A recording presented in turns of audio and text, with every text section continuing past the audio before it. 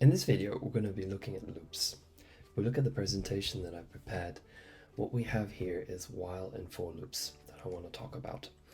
And the example that I want to carry out today is really simple. We're going to take an LED and we're going to go with 0, as in it's completely off, and we're going to increase its brightness to maximum, and then we want to reduce it back down to 0. And for this particular type of way of doing it, while and for loops work really well with it. Now I'm going to show you, if we look at the very top of the presentation, you can see how the while syntax is written. And it's really simple. You just write the word while, you write the condition and the statement. I'm going to show you a real example of how to do this. So here all I have done is basically written that I want an integer called I, and I've given it an initial value of 0. I've also initiated the serial function, and I've set it to 115200. Last but not least, I've made pin 23 in this case as an output. Now the way to write a while loop is very simple, as discussed just a short while ago. Write while, open close bracket, and then open close curly brackets. Now what you write in the while itself is basically the condition, first and foremost. In this case, I'm going to basically say that I is less than 255.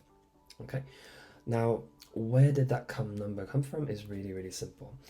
What we want to do is basically increase the brightness from 0 all the way to the maximum number. The maximum number in this case is 255. Why? Because you may ask, and the answer is really simple. It's because the hardware resolution on the Arduinos or the ESP32s is basically 8 bits. And 8 bits is basically 256 values that it can take, and since we're using 0 as one of the values, that means the other values are up to 255. Now what we're here saying is, and this is the beauty of a while condition, is that as long as the condition is true, whatever is inside the curly brackets is being applied. So in our case, what we want to do is, first of all, we want to increment this I number by 1. And as you know, there is 2 ways to do this. Is you can write I is equal to I plus 1, okay, semicolon, or a better way to do it these days, if you remember, you could just write basically I plus plus. The next thing you can do is, basically increase this brightness. So we're going to do an analog write, and we're going to assign that to pin 23. And we're also going to tell it that whatever the value of I is, I want you to basically provide that as the brightness for this pin 23. And then last but not least, I want to print it as well. So I'm going to write serial print line. Oops, if I can spell. Print line. And we're going to set that value to I as well.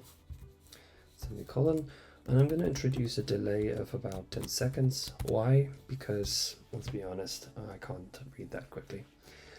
So basically what's going to happen is really simple. As long as the condition is true inside the while loop, it's going to keep executing whatever is inside the brackets over and over and over again. And this is what the beauty is of a while loop. So here, if we go through it, we're going to increment the number by 1. So we initially start off with 0. Then we're going to increment to 1, then that's going to be our brightness, then it's going to print it, then there's a delay of 10 seconds, condition is still true, we keep going. So now the previous number we've finished off is with 1. Now the new value is going to be 2 because we've incremented it. We're going to basically increase our brightness to 2, and then we're going to print it, delay, and so on and so forth, until finally we reach 255. At this point, the while condition is no longer true, and we skip. So then what we do is we need another condition. We need another while condition where we go from maximum brightness all the way down to 0 again. So what I'm going to do is just copy and paste all of this. Paste it. And this time I'm going to say as long as I is less than 0,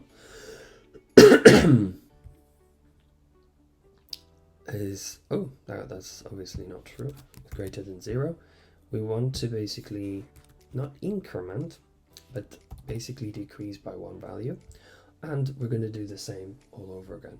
Let's send this to the ESP32 and see what happens. So you can see here very easily, you can see that the LED is getting brighter. Well, here it's already reducing, now it's getting brighter all the way to maximum brightness of 255 and then reducing, and this is going up and down non-stop.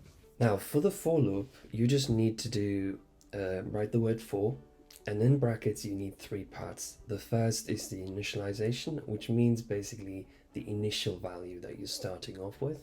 Then you need to write the condition, so basically as long as the condition is true, whatever is inside the brackets, you have to apply it. And the next, you actually have to provide the increment, whether it's increasing, decreasing, or whatever you want. So let's go back to our code, and we're going to write the very same code exactly the same way, but using the for loop. Now I'm going to write it just above here, or actually, you know what, let's write it right below here. So we write for.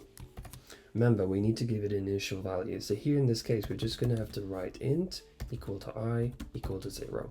Now remember, if you don't write equal to 0, it doesn't really matter, because 0 is, if you write just int I, then the program automatically by default sets it to 0. But I'm going to write it just for the sake of it. Then the next thing we want to do is basically write the condition. And in this case, I'm just going to copy and paste what we've already done in the while loop. And then the last part is that basically you need to define whether it's incrementing, decreasing, or what have you. And in this case, I'm just going to copy and paste whatever's already there. Now, once we've done that, we obviously have our curly brackets. And interesting enough, whatever is in there, we're going to copy that because it is exactly the same. So as you can see here, the while and for loop are actually very similar. They're exactly the same thing. They do exactly the same thing. The only difference is it's just for the for loop, it's a little bit more structured on how it's written. That's all. So what we're going to do is get rid of this.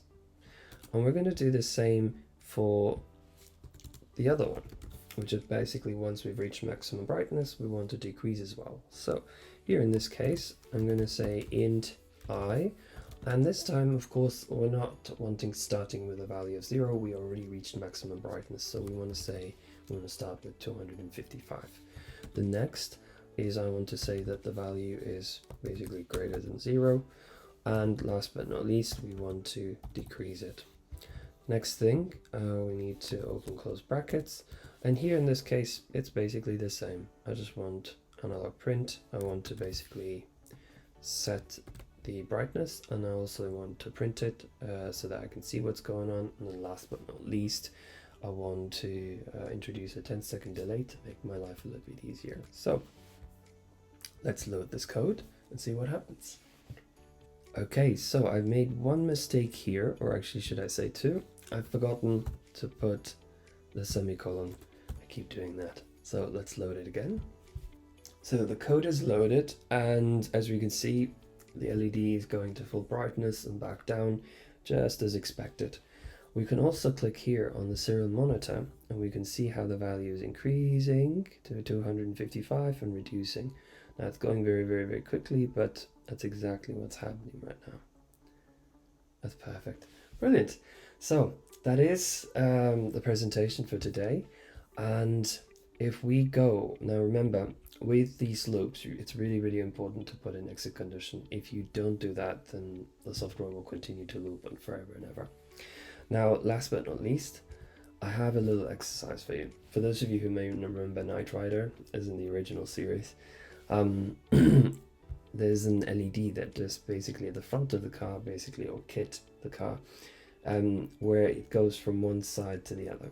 And I would like you to use for or while loops to basically program it. I've showed you how it could be wired, and you can wire that the same as well with the ESP32. Now remember, if your ESP32 is the same as the one I'm using, it's really, really important to remove the camera, or else the additional pins that are used by the camera are basically blocked off, or the code won't work very well. Okay, so let's see you in the next video.